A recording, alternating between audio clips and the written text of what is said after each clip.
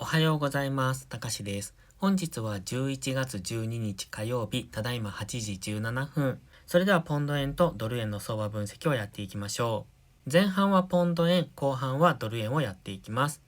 まずはポンド円の冷やしからです。現在ポンド円はこの緑の水平線で挟まれたところ、ここですよね。この中でレンジになっております。わかりにくい動きですよね。上がったり下がったりというこういうわかりにくい動きをしているので、基本はレンジが継続すると思っておきたいです。そして GMMA の青帯が今迫ってきてますよね。こうやって上向きに今上昇してきてますので、ここからもう一回下落してきた場合、そうすると緑の水平線付近で GMMA の青帯と接触しますので、そこから大きく上昇していけるのかっていうところを見ておきたいですね。なので、レンジ加減付近まで下がってくればそこから強く上昇するかもというところは見ておきたい。そしてこの高値ですね。この直近のこの高値を抜けられるかどうかっていうところに注目です。現在は先日からお話ししている日足でのこういうダブルトップになってますので、このダブルトップが完成して下落していくのか、それともダブルトップにならずにここでのレンジになってくるのかっていうところを見ておく、そういう最中になります。基本は上昇トレンド中ですので、押し目買いでやっていく方が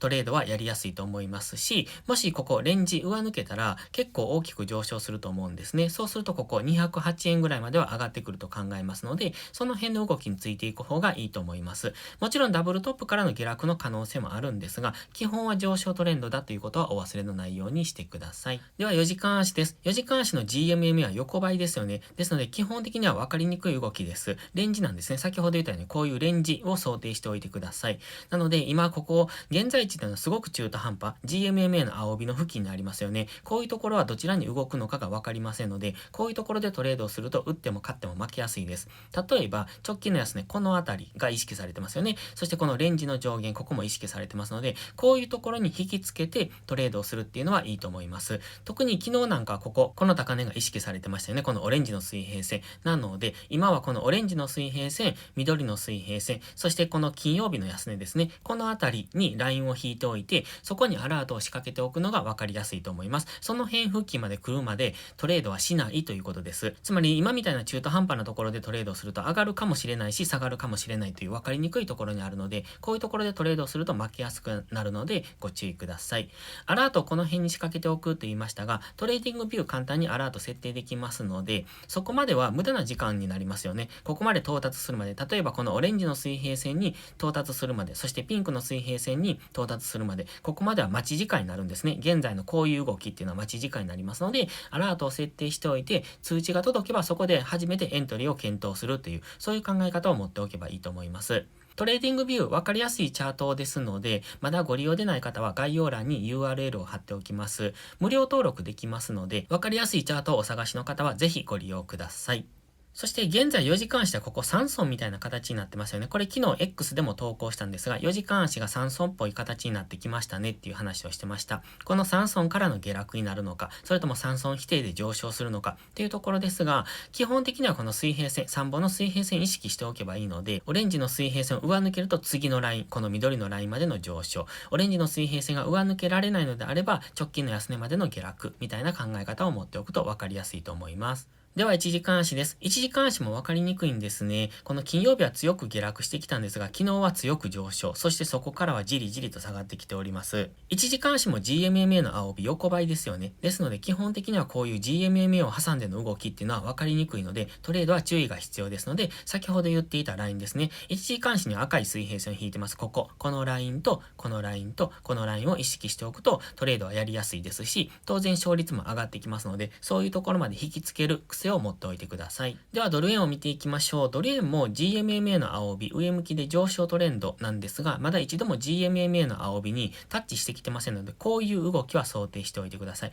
基本的には一度 GMMA の青帯ぐらいまで下落する可能性がある。そうすると今ですと151円ぐらいまでの下落の可能性があるというところは見ておきたいです。ただしあくまで下落の可能性ですので、このまんま今こういう上昇トレンドができてますが、こういうような動きをしてくるかもしれませんので、そうすると GMMA とずーっと離れて推移するということも考えられます。どこかで一度は戻してくると思いますので、その動きは待っておきたいんですけれども、基本的に上昇トレンドですので、今みたいな相場、結構強い上昇してますよね。こういう相場で下落するんだと思って逆張りをすると、そのまま上に持っていかれますのでご注意ください。では4時間足です。こちらもポンド円と同様 GMMA の青帯がちょっと横ばいっぽい動きになってきましたよね。そうするとここでのこういうレンジが想定できますので、まずはこのオレンジの水平線、そしてこの金曜日の安値、そしてここですね。このあたりを意識しておくといいと思います。その中でのレンジですので、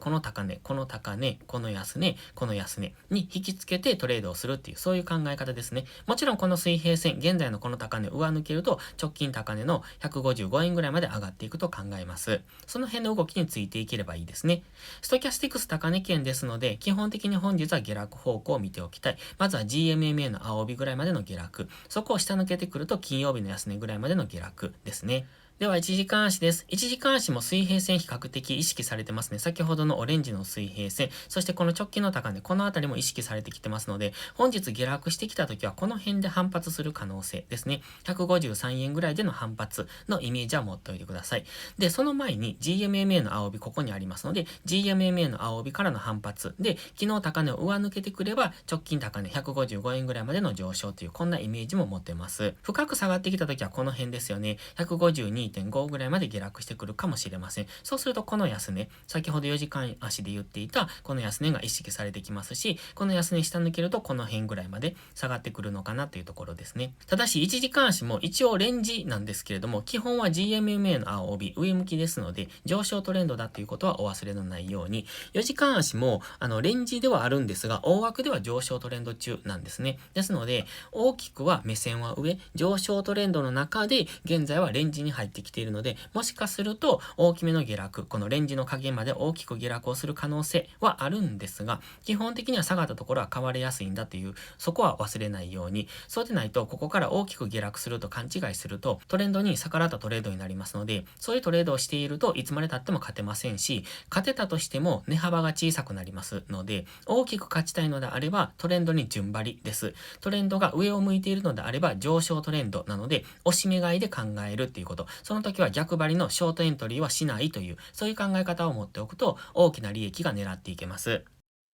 それでは本日は以上です。この動画がわかりやすいと思ったら、いいねとチャンネル登録をお願いします。そして最後にお知らせです。ノートのメンバーシップ会員を募集中です。毎朝更新の相場分析に加え、週末にはわかりやすいスキルアップ動画を投稿してます。FX で勝てるかどうかは知識量の違いが決め手です。週末動画でどんどんその知識を蓄えていってください。先週末の限定動画は月足分析動画になっております。10月の月足が確定したので、その10月の月足からこの先の動き、それからこの先どこまで上昇するのか、どこまで下落するのかっていう大きなそういうターゲットなんかも話しておりますので、ご興味ある方はぜひ月足分析動画確認してみてください。FX を基礎から学びたい、知識レベルを上げたい、そんな方のお悩みを解決します。ノートでは有料マガジンを含め複数の視聴プランをご用意してます。ノート限定の掲示板機能ではリアルタイムな相場の気づきも投稿してます。また限定動画だけをご希望なら YouTube メンバーシップでもご視聴いただけます。詳細は概要欄をご覧ください。それでは本日も最後までご視聴ありがとうございました。たかしでした。バイバイ。